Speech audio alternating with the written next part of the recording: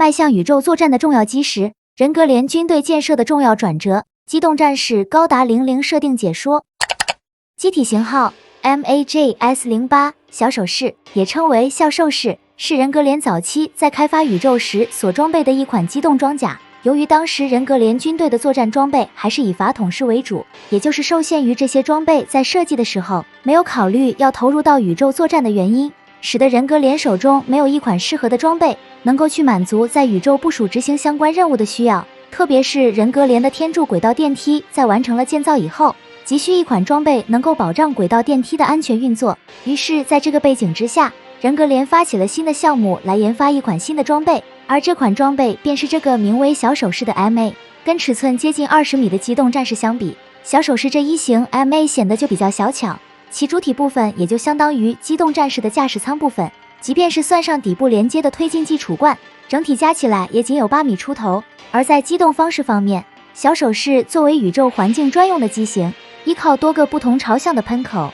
就能够在宇宙这样的微重力环境中机动，所以没有做成人形，省去了下肢结构。同时为了方便能在宇宙中进行各种作业工作，在小手式机体上装有2个机械臂，这2个机械臂跟机动战士相比也是存在着较大区别。其手腕部分采用的是3指结构，不像机动战士的手腕有5个手指，所具备的功能倒是没有什么差别，在操作上同样跟人手一样灵活，既可以手持物件在宇宙中执行运输任务，也可以操作各种设备对轨道电梯进行维护保障作业。为此，小手是在手臂上设置了相关的接口，用来安装各种工具去支持维护作业需要。而且除了维护保障作业这一用途之外，也可安装50倍80毫米口径滑膛炮用于执行作战任务。虽然配备的武器只有这把滑膛炮显得比较单薄，但这个时候轨道电梯在宇宙中被袭击的可能性比较低，所以常态化执行的大多都还是维护保障任务，仅有1门滑膛炮就足够应对当前可能面临的威胁。而剩下的功能，在驾驶舱舱门附近这个位置还装有照明灯，方便小手式在太阳光没有照到的阴暗环境下进行工作。同时为了确保维护保障作业能安全进行，一般都会增加2名安全员的3人编制来进行维护保障作业。而且不仅如此，当时还规定了相关国家在展开维护保障作业时，还需要在联合国的监督下才能进行。所以现场除了作业人员之外，还会有联合国派遣的监督员在场执行监督并记录工作。也正是小手式在维护保障方面的优秀表现，使得人格连逐步将小手式淘汰，不做战斗用途，转而成为了辅助机械来承担后勤保障工作。至于战斗相关的事情，直到时间进入到 AD2314年，地球遭遇到了外星生命体 ELS 的威胁，地球联邦政府这才将小手式重新部署到前线，以此尽可能多的增加战力去挡住 ELS 的入侵，来让人类度过这场前所未有的巨大危机。另外还有件值得一提的事情是，来自天使组织的雪儿亚克斯迪卡，在他还是学生的时候，就曾用小手式参加了一场工程机械竞赛，结果在比赛开始前，这架小手式被军方征用，这就使得他按照比赛规定不得不改用其他机体进行比赛。最终受这一突发事件的影响，导致雪尔未能取得冠军而屈居亚军。而之后随着人格连在宇宙中面临的威胁越来越大，在确定小手式在作战中难堪大用的情况下，人格连便依据小手式的数据和使用经验，基于新型机铁人式开发了一款改进机型。而这个改进后的机型就是型号为 MSJ0621 的铁人式宇宙型。跟在地面作战为主的铁人式陆战型相比，铁人式宇宙型作为长期部署在轨道空间站的机动战士，其机动方式为适应宇宙微重力环境进行了较大更改。而在这些改动当中，比较明显的地方就是在机体的后背安装了宇宙用的推进器，以此来让铁人式宇宙型具备在宇宙中进行机动的能力，并且在机体的2个大腿位置还装有推进剂储罐，其体积可谓是十分的庞大，能让铁人式宇宙型在宇宙中具备较长时间的航行能力。而且这个推进器储罐非常结实，可作为盾牌来防御敌方的攻击，必要时还可以直接抛弃，以此在战斗中用来发挥一些战术作用。当然推进剂储罐主要还是用来提升机体的机动性能，这还得益于在机体周围布置了多个不同方向的喷口，使得机体能够及时做出反应去规避敌方发起的攻击，而且所输出的推力也是十分的强劲。一度在轨道空间站发生重大事故时，由谢尔盖·斯米尔诺夫驾驶的铁人式宇宙型利用了自身强大推力去阻止因受损分离而坠向地球的第7重力舱段，随着天人组织的主天使高达及时赶到支援，使得第7重力舱段坠向地球的速度开始降低，从而为后续救援行动的展开争取了宝贵的时间，最终成功挽救了被困在第7重力舱段里的200多名人员。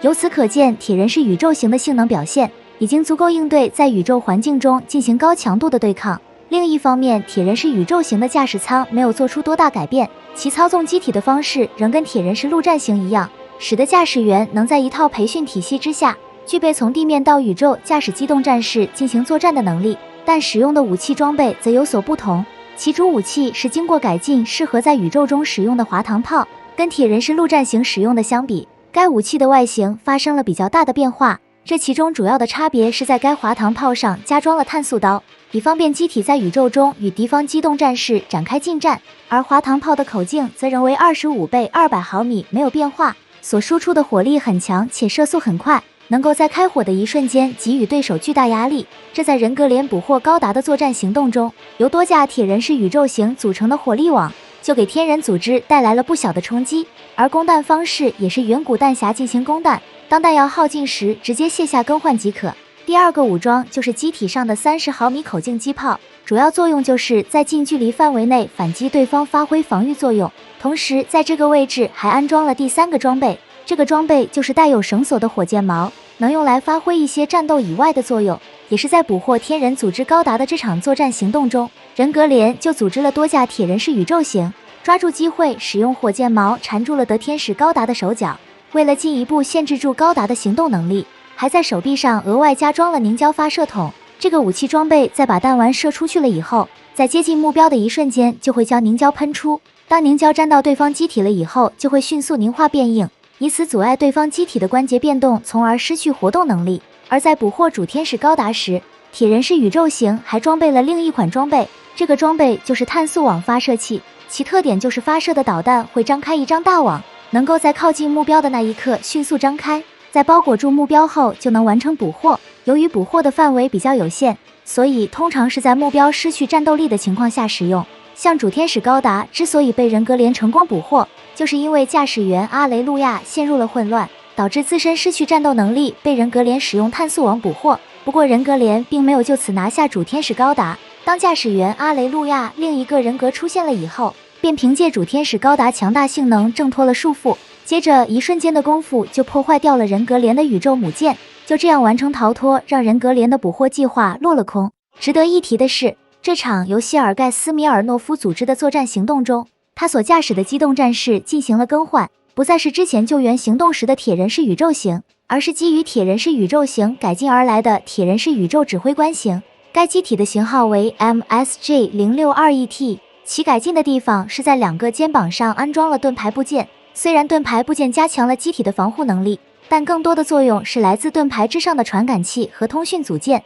算上头部位置增加的传感器组件，使得铁人是宇宙指挥官型的态势感知能力增强了不少，十分有利于驾驶员指挥多架机动战士进行协同作战。从这里就能看出，这架基于铁人是宇宙型改进的指挥官用机型，改进增加的部分与指挥官用铁人是高机动 B 型一样，都是在已有性能基础上强化指挥作战能力，没有对原来的机型做出过多改进。包括作战编队也是采取了3-3制的模式，也就是一架铁人是宇宙指挥官型带领由3架铁人是宇宙型组合而成的3个小队，像在地面一样相互协同作战。而在整体性能方面，因为肩膀的喷口被替换成盾牌部件了以后，使得自身的机动性能相较于铁人是宇宙型有所下降。不过这个问题对于铁人是宇宙指挥官型来说影响不大，毕竟自身不会主动前出参加战斗，倘若遭遇到了对方 MS 的威胁时，只要指挥部下前来协防即可，必要时可增加编制数量来加强护卫。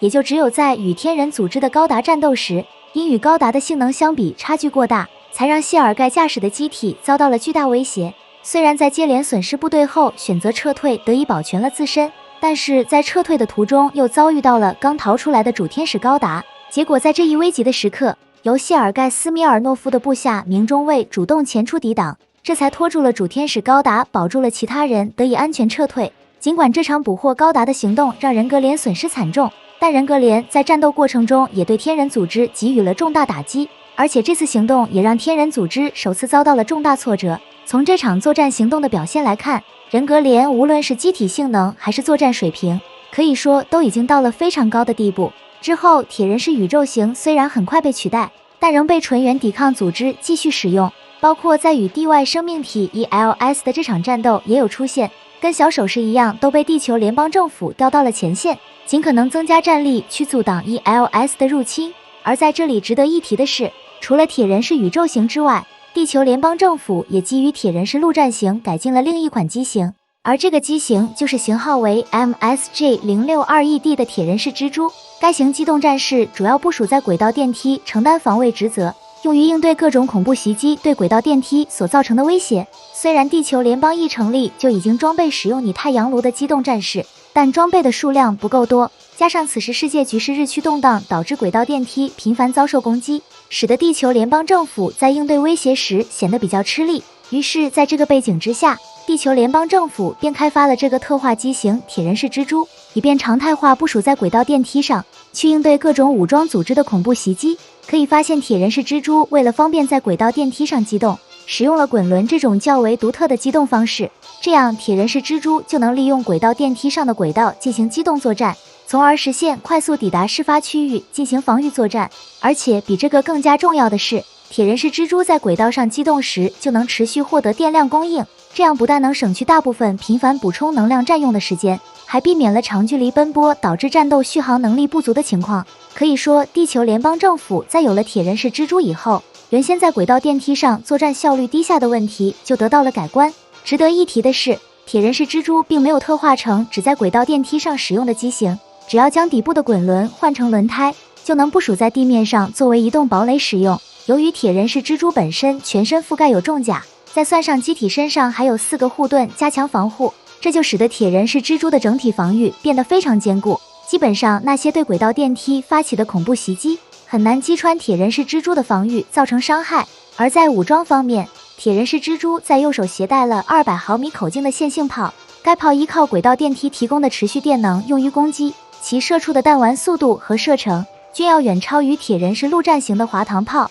所输出的攻击威力是十分的强大，很容易就能压制住敌方机动战士发起的突袭攻击。而这一点在一场模拟战中就得到了验证。当时由地球联邦的王牌驾驶员艾米辛巴尔驾驶进阶型厄运式向铁人式蜘蛛发起了突袭，结果铁人式蜘蛛在光束扰乱装置的辅助下，使用线性炮成功逼退了艾米驾驶的进阶型厄运式，由此验证了铁人式蜘蛛在轨道防御方面的可靠性。而除了这把线性炮之外，在2个尖盾位置还各安装了6连装导弹发射装置，所配备的弹种主要是前面提到的光束扰乱装置，在发射出去后就会形成屏障来抵御敌方的光束攻击。其他的弹种还有 GN 粒子干扰弹可供选用，作用是用来扰乱敌方传感器和通讯能力。最后在这个部位还是有一座30毫米口径机炮，作用是作为近距离的攻击火力，去打击敌方人员和一些轻型装甲之类的目标。同时该机炮的射速很高，能在密集输出火力后瞬间形成弹幕，因此可作为防空武器去打击空中目标。凭借以上这3样5倍组成的防御体系，铁人式蜘蛛在列装了以后，为地球联邦保卫轨道电梯发挥了重要作用，甚至还能利用铁人式蜘蛛能在轨道电梯上机动这一特性，必要时还能去承担轨道电梯的维护保障工作，以此让铁人式蜘蛛的泛用性进一步得到提升。所以即使地球联邦全面换装拟太阳炉的机动战士后，针对轨道电梯这一环境设计的铁人式蜘蛛仍然是使用效率最佳的机动战士。